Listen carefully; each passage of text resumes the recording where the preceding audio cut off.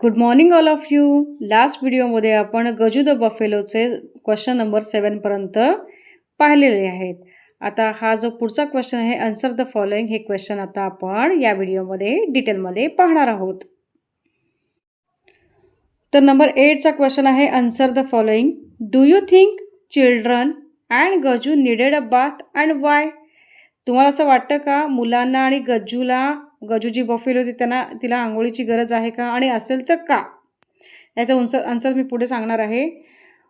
पुढचं आता आपण क्वेश्चनमध्ये बघून घेऊया. नंबर बी क्वेश्चन आहे, why should we have a bath daily? आपण दररोज आंघोळ का केली पाहिजे? याचं उत्तर आपल्याला इथे द्यायचं आहे. Suggest another title for the story. तर आता इथे टायटल काय आहे या लेसनचं? Gaju the buffalo. तर त्याला अनदर टायटल, तर दुसरं तुम्ही नाव सजेस्ट करा असं इथे विचारलेलं आहे. आणि डी नंबरचा क्वेश्चन आहे, tell the story in your own words. ही जी स्टोरी आहे दिलेली आहे ती तुम्ही तुमच्या भाषेमध्ये लिहा असं इथे सांगितलेलं आहे. लास्ट क्वेश्चन आहे ई नंबरचा, tell about your favourite animal in your own words. तुमच्या फेवरेट ॲनिमलबद्दल तुमच्या शब्दामध्ये इथे सांगा किंवा लिहा असं इथे सांगितले. आता आपण स्टेप बाय स्टेप एक एक क्वेश्चन्स पाहणार आहोत. तर क्वेश्चन इथं पहिला आहे, do you think children and Gaju needed a bath and Y? तर याचा आन्सर लिहायचं, yes the children and Gaju needed a bath because they had become dirty. होय, मुलांना आणि गजूला आंघोळीची गरज होती कारण ते डर्टी झालेले. गजू आहे तिने मडमध्ये डान्स केलेला आणि त्याचं पाणी आहे ते मुलांच्या अंगावरती उडालेलं आणि ते लोक मग डर्टी झाले, घाण झालेलं त्यांचे कपडे आणि त्याचं अंग, त्यामुळे त्यांना आंघोळीची गरज होती. आता पुढचा क्वेश्चन आहे, why should we have a bath daily? आपल्याला दररोज आंघोळ का करायची गरज असते? तर त्याचा आन्सर आहे, we should have a bath clean and healthy and to prevent disease. परत बघूया, we should have a bath clean and healthy and to prevent disease.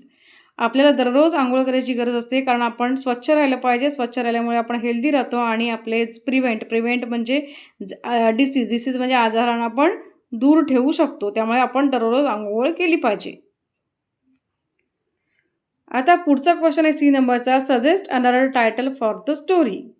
जी आता स्टोरी आहे गजू द बफेलो, त्याला अनदर टायटल इथे आपल्याला सजेस्ट करायचं आहे. तर इकडे मी एक दिलेलं आहे, अ डे विथ गजू, गजूसोबतचा दिवस असं एक सजेस्ट केलेलं आहे.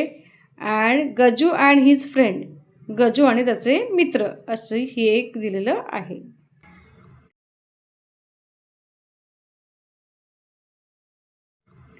आता पुढचा क्वेश्चन आहे, tell the story in your own words. ही जी स्टोरी आहे गजू द बफेलो ती तुम्ही तुमच्या शब्दामध्ये सांगा असं सांगितलेलं आहे. तर इथे आपण कशी तयारी करू शकतो story? Priya, Amar and James were playing with Gaju. They all got dirty while playing. They decided to take a bath because I would scold them. Priya called Gaju and gave him a bath. After a bathing, everyone was clean and happy.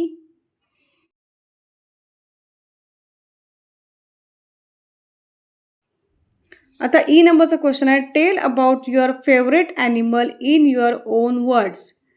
My favourite animal is a dog.